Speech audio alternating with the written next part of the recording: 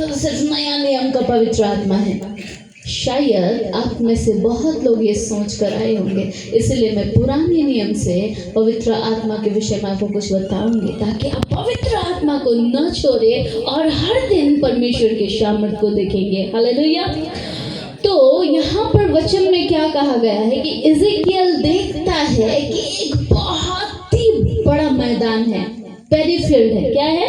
Paddy field है। उस मैदान में चारों ओर सूखा हुआ हड्डी, मरा हुआ हड्डी, मनुष्य का सूखा हड्डी है, जिसमें जान नहीं, रस नहीं, नशा नहीं, खून नहीं है, पानी भी नहीं है। समझ में आया? वचन पढ़ेंगे तो बहुत लंबा हो जाएगा, इसलिए मैं अपने आप से बता रही हूँ। कहानी से घर जाएंगे आप तो इज़ेकियल 37 पढ़िएगा। यहाँ कहता है, तो यहेजकेल जब देखता है चारों ओर, कहता है प्रभु के आत्मा ने मुझे इस जगह पे ले गया। कौन ले गया? कौन ले गया? परमेश्वर का आत्मा। कौन है?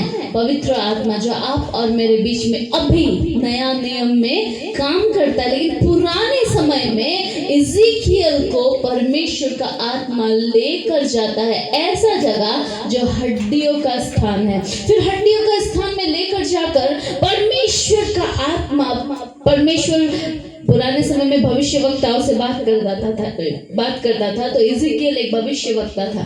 ठीक है, अच्छा, भविष्य वक्ता। तो ये भविष्य वक्ता जो प्रोफेसी करता परमेश्वर से, सुनको आपको बताता है, परमेश्वर से बातें करता है कि हे मनुष्य के संतान। क्या पूछता है प्रभु?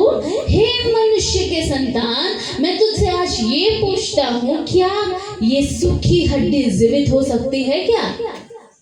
यहेजकेल परमेश्वर के आत्मा से भर गया और वो परमेश्वर को जवाब देने वाला कि हे मेरे प्रभु, हे मेरे पिता, मैं नहीं वरन तू सब जानता है, कहता है। हाँ, जब उसने परमेश्वर को महिमा दिया उस सवाल को सुनते हुए, तो परमेश्वर के आत्मा ने उसे कहा, ठीक है, तो फिर तू क्या कर, भविष्यवाणी करके ये बोल कि हे सूखी हड्डी तू जीवित हो जा। Come on now, हे सूखी हड्डी तू जीवित हो जा करके उसको घोषणा करो, बोला, भविष्यवाणी करो, बोला। किसने? पवित्र आत्मा ने। किधर? पुराने नियम में और बाइबल में। हालेलुया। और वही पवित्र आत्मा के कहने पर इज़ेकियल ने भविष्यवाणी करके कहा, हे सूखी हड्डी, मैं तुझे आदेश देता हूँ कि उठ और खड़े हो जा। हालेलुया। अब देखिएगा, यहाँ एक बात है, मुझे सिर्फ 10 मिनट मिला है, ठीक है, जल्दी जल्दी खत्म करना है। ये इज़ेकियल सिर्फ बोलता नहीं मेरे प्रियो, परमेश्वर का आत्मा सिर्फ उसके ऊपर आता नहीं मेरे प्रियो, लेकिन बोलने के बाद जब वो इंतजार करता है, जब प्रभु के उपस्थिति को आदर देता है, तो इज़ेकियल क्या देखता है? वो देखता है कि तुरंत, मेरे पीछे बोलिए, तुरंत तुरंत तुरंत तुरंत क्या हो गया? हड्डी के ऊपर हड्डी जुड़ने लगे। हालेलुया। वचन बताता है कि उसके ऊपर नसा समाने लगा, उसमें खून आया, उसमें मांस चढ़ी, उसमें स्किन आया, और देखते ही देखते वो सूखा हड्डी का झुंड एक बहुत बड़ा सेना में परिवर्तन हो गया। तो बताइए, क्या आपके परमेश्वर के लिए कुछ असंभव है? आमेन।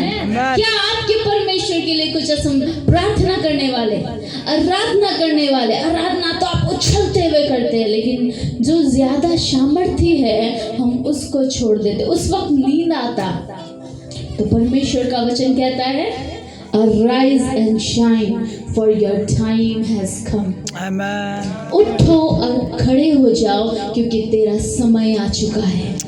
हालेलुया।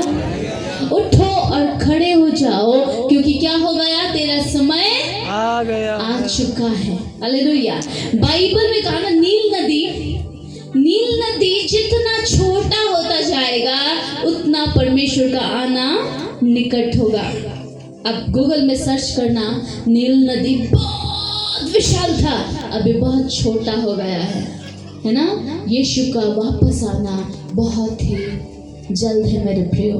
पवित्र आत्मा को आप आज मौका नहीं देते, उसके वचन को आप आज मौका नहीं देते हैं, है ना। वचन शैतान अगर चुरा के लेकर चला जाता है तो आप छूट जाएंगे।